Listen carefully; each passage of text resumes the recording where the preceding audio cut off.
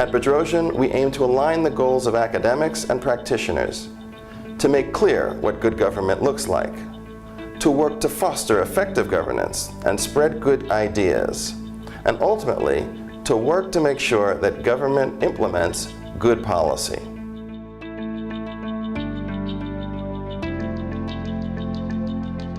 The river revitalization movement started with the community. People who lived along the river for a long time have wanted access to the river, not just as a flood control channel, but as a natural cultural heritage resource for recreation and just reconnecting communities that were historically divided by the river channelization. There were 7 watersheds identified throughout the country, and the LA River watershed was one of those first 7, in recognition of the importance of connecting community and urban rivers and health-related topics. To see the river coming to life in the way it has since we've been working on it for about 15 years, pretty exciting.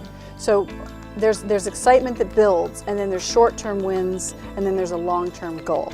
And so you have to fight each and every day to make sure that the river stays in the conversation for the long-term infrastructure funding.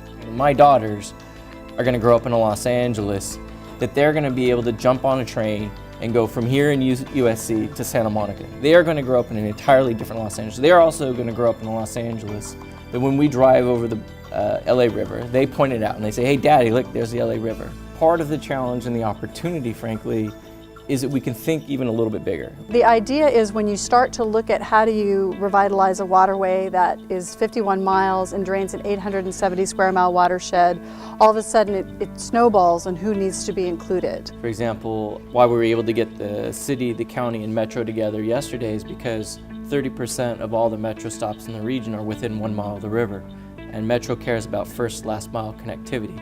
So then all of a sudden, Metro, if you'd pitched them on the river as an environmental asset, they'd be like, well, great, good luck with that. Right. But if you sort of communicated to them that this becomes one of the largest alternative transportation corridors in the region that connects 30% of their infrastructure, then all of a sudden it's in their interest. Getting people to sort of figure out how to come together, and they have different roles to play.